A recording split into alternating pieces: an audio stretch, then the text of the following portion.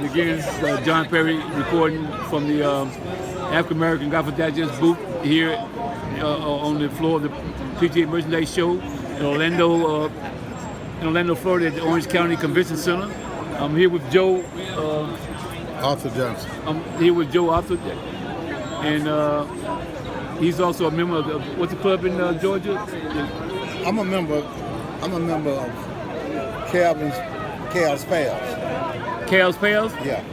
Cal being Calvin Peete. Calvin Peete. Yeah. Okay. I managed. Remember Cal's Pals. Boy, I like that. That's a catchy word. Yeah. Okay. Cal's Pals. Boy. So, Joe, tell us about Cal's Pals then. I met Calvin Peete once, and it was a highlight in my career, whatnot, you know? And I was sorry he passed away, but anyway, I got a chance to meet him before he did. But tell us about Cal's Pals. Cal's Pals is an organization that Calvin Peete started some 20, 30 years ago. That we go around to the detention centers and speak to at-risk kids. We go in and have a symposium that we talk to them and try to get them on the straight and narrow path. Okay. And Calvin was my friend and my competitor. I managed Calvin in his last years, and he was a great guy. Calvin Peete was probably a better person than he was a golfer, and we all know. And that's going some. And we all know that he was. He was some golfer. Yeah, he was some golfer. Yeah. Just a really nice guy, and I really miss him. Wow, he seemed like a special guy the time I met him, and I just remember watching him on TV back in the days when he was at the top of his game. His accuracy was like, unsurpassed, unheralded, unparalleled the accuracy that he had to be such a late bloomer in the game. Yeah. Because he started the game, as you know well, and you're close to him. 23 years old. He's 23 years old. That's late in golf, Really but he late. somehow did that. What story? He fell out the tree and broke his arm, He or what? fell out of the tree when he was 12 years old and broke his arm, and it never straightened out. Which to his advantage. To his advantage. Yeah, I believe it was to his advantage. Yeah. Yeah, so he could get his way, Yeah, I happened to walk up on some guys talking about how, the only way he could hit the ball straight because he broke his arm.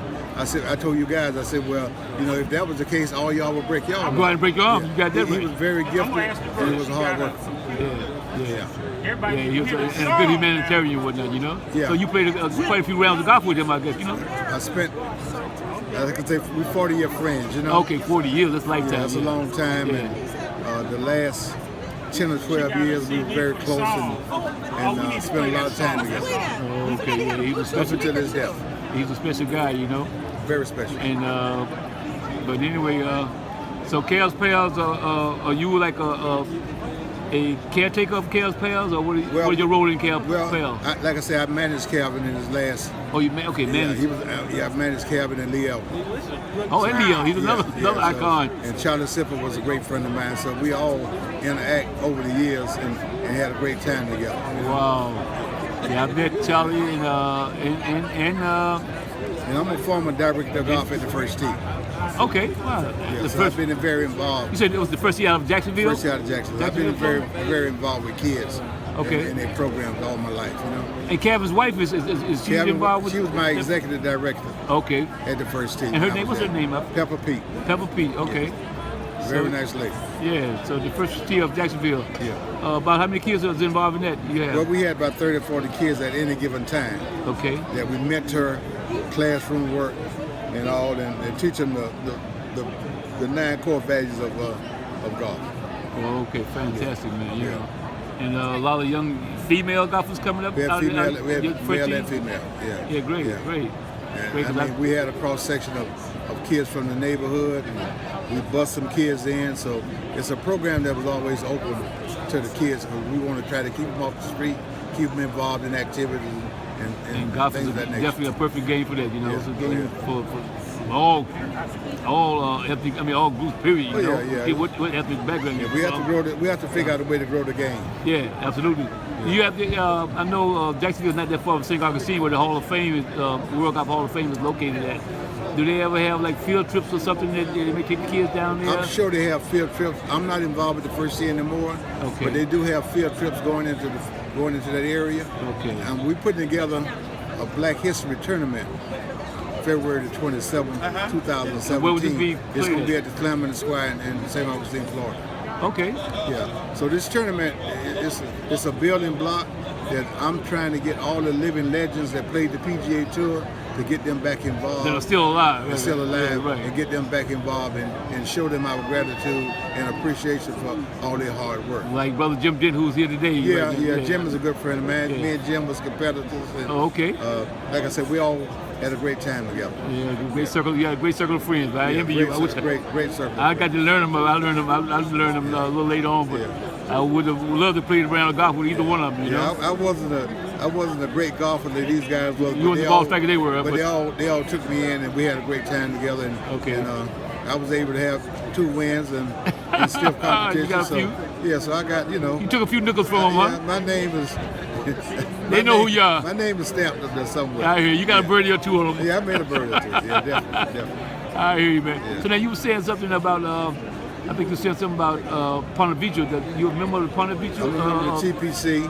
I've been there since 1985. Since 85. Yeah, I thought when Pete won. Right? When Calvin won the TPC, they gave us a lifetime membership at the Ponte Vedra. Wow, man. So I've seen a lot of changes at the golf course. Since 85, right? I'm there every year. And have a great time there. Now that I'm a Floridian, and actually I moved to New Jersey 4 months ago, and I'm in Florida, I look forward to going to my first players tournament this year. You know. Oh, that'd be great. Yeah, I'm planning to go up to the players. You know, it's a beautiful I've been watching on facility. TV for years, but I look forward to being there this year. Absolutely a beautiful facility. Yeah. I had the fortune to play the stadium course years ago. I did play the stadium course once. You know.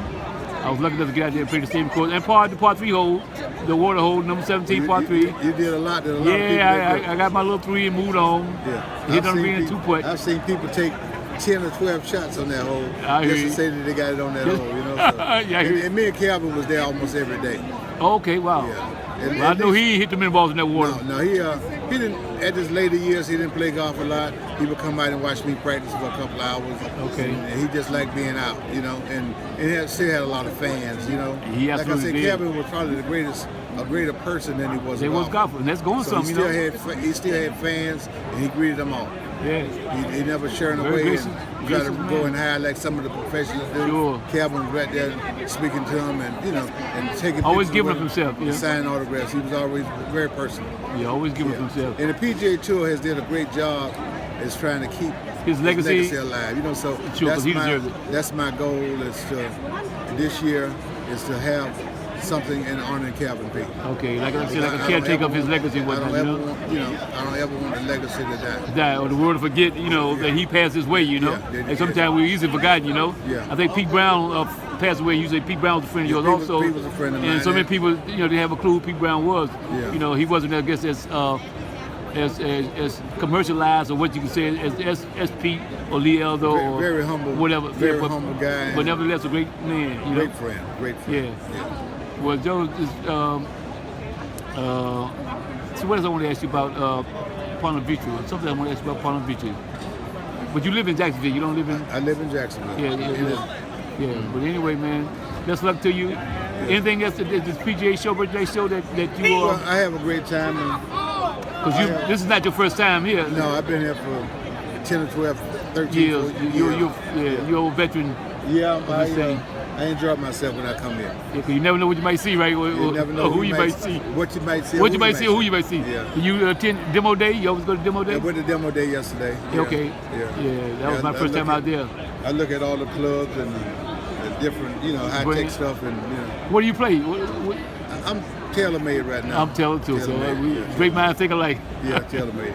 Yeah, I see so many things, man. Artists and putters in Cleveland this, and Taylor's this, and you never know. A lot of new stuff. But sometimes you got to stay with the tried and prove it, you know? Yeah. Well, enjoy the interview, man. I guess thanks for stopping by our booth. Thanks for we hope that you do well, and we're going to do what we can do to keep Pete's legacy alive and well, you know? Yeah, I'm a big supporter of Ms. Cook. Okay, great. She's done a lot to help me and Calvin over the years. Absolutely. And she's always been there for whenever I call her, you know what I'm saying? If we wanted something in the magazine, she would put it in there. Or she would reach out to some people that wanted us to show up to the event, you know. And we had a great time with the USGA in Fall Hill, New Jersey. So we've been very supportive of different causes to go out. You know, it's not any money in this here for us. The satisfaction of being able to do something for somebody. And that's the beauty of it all. You know, that's what it's about. So we all about we each one teach one or whatever. You know, a networking. Yeah, Mr. Debert Cook, my editor for the magazine. She's a wonderful person. She helped me a lot. You know, and she's always always have time. Okay, how busy? She's a busy lady. She's traveling to Europe and Cuba and wherever. She's always on the go, internationally and nationally. But she still, if you call her, she got time to talk to you. You know. We have to give something back in life. You know, because if we think about our journey, a lot of people helped us along. Sure, we always sit on some shoulders. We always want to be able to be there, give back, make a difference. Yeah, make a difference. We only pass this way once, you know. That's what it's about. And you can't, giving is living. This guy now has a slogan. Matthew McConaughey, I think, an actor. His concept now is giving is living. And Mr. Debert Cook, like so many other African Americans, is giving a lot of their time. And it's good to see them, get some back in return. You know, like I told him when I first heard this magazine, African American Gospel Digest. To me, it's like the BET of God magazine. Most definitely. You know, it's like the BET of God magazine. So we thank you and enjoy the rest of your show. Thank you, sir. Yeah, be good. All right. So Selena is next. Okay, let me take a break. Yeah, Arthur, I hope you keep that alive. I know you will keep it alive. You know? Yeah, no doubt about it. I wish I had time to show you, but I got some good picture of Pete myself. Hello there, how are you? Hey, how are you? Can you just give me